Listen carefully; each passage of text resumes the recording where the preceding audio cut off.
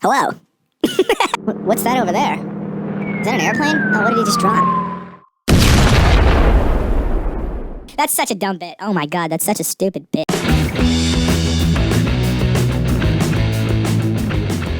It's weird to think that a few years ago I would have told you with no hesitation that I hated school with every single fiber of my being. I hated waking up for school, I hated showing up and putting up with people's bullshit, I hated the stupid classes, I hated all of it.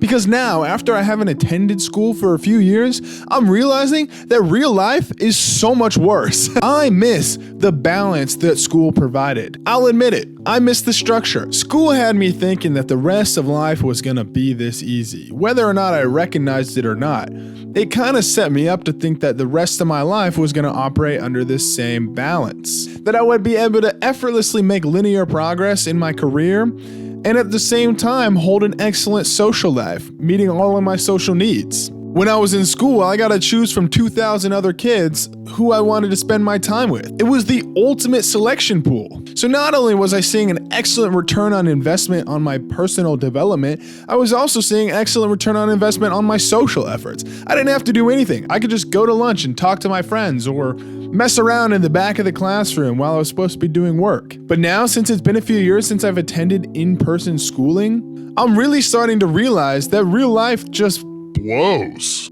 When it came to personal progression, education, or career growth, it was really easy when I was in school. Everything was just handed to me, and I could just show up and do the bare minimum amount of work and still see really good returns. But in the real world, in the workforce, if you try to apply that same level of energy, that same level of effort, you won't see linear progress. You're not going to continually grow. More than anything, you'll probably stay in the same place and make really small incremental growths over a longer period of time. It's almost impossible to improve linearly in the workforce because they don't want you to. They want you to stay exactly where they need you. They don't want you to improve anymore. They don't care about what you think. They don't want you to grow or get better. They will do the absolute bare minimum to keep you from quitting and leaving.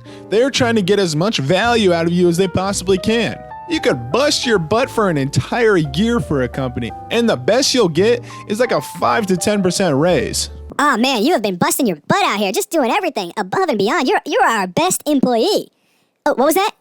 You do it because you want to ascend the corporate ladder and get to a higher position where you can potentially make more money?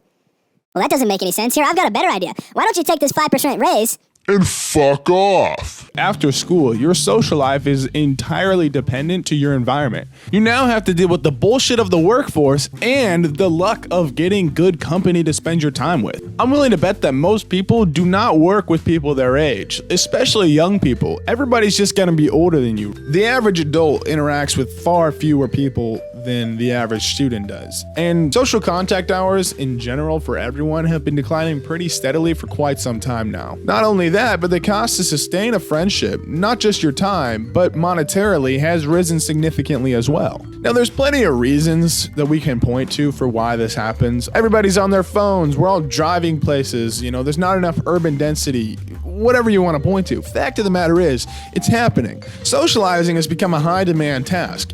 And research shows that splitting serious effort between two high-demand goals, like building your career and sustaining your community, for instance, completely tanks the progress towards both. It's super inefficient. So what the fuck are we supposed to do? Like seriously, somebody tell me what the fuck I'm supposed to do. How am I supposed to manage my needs? How am I supposed to have both things met? No, money doesn't buy happiness, right? We all know that. Money doesn't buy happiness.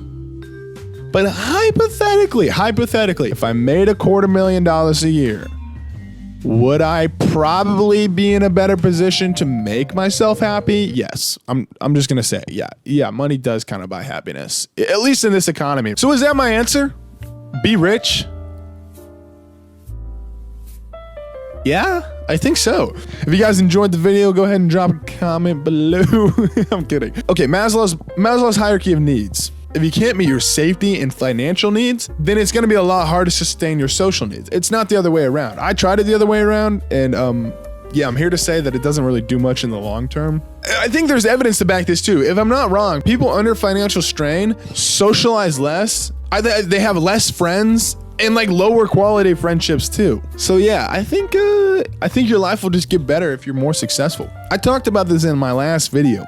If I had enough money, I could move to a big city with urban density, with public transportation, with walkability. I think those few things alone already solves a lot of my problems. Don't neglect your social needs. Take that solo trip. Try rejection therapy. Join a sports team or a running club or something along those lines. Start to learn how to integrate yourself into this flawed society that we have. Because yeah, it sucks that there's not a lot of young people running around. It sucks that everybody's atomized, that everybody wants to just live their own individual lives. But don't let that beat you up, Don't let that get you down. That's all I recorded? That's it? That's how I ended it? What the fuck? I'm gonna be completely honest. Editing this video, I felt like I was getting nowhere, and it just incredibly demotivated me. And I just stopped working on videos for a week. And now I'm rewatching this, and I said a whole lot of nothing. I said a whole lot of nothing. Clearly, I'm still uploading it anyway. So if you enjoyed that somehow, like, subscribe, whatever you want to do. But most importantly, if you have any kind of topic that you want me to talk about, anything at all, leave it in the comments. I'll probably make a video out of it. For the meantime, I am making some new videos about some more serious, more engaging topics than this, so stay tuned for those. Anyways, that's all I gotta say. Bye.